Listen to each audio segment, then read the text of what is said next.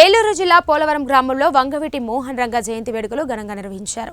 ఈ సందర్భంగా జిల్లా ఎంపీపీ ఛాంబర్ అధ్యక్షులు ఎంపీపీ సుంకర వెంకటరెడ్డి, కుంచే దొరబాబు, కొనతాల ప్రసాద్ పాల్గొని రంగ విగ్రహానికి పూలమాలలు వేసి నివాళులు అర్పించారు.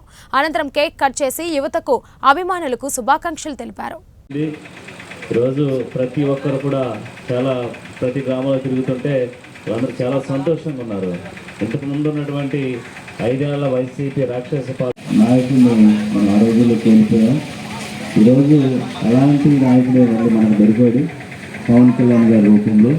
కనుక మనందరం కూడా ఆ రోజు ఒక నిజాయితీ గల నాయకుడు, ఒక ఎమ్మెల్యేగా ఉండి ముఖ్యమంత్రినే గడగడగలాడించినటువంటి ఏకైక సింహం మన వంగవీటి మోహన్ రంగ గారు. ఎందుకంటే అలాంటి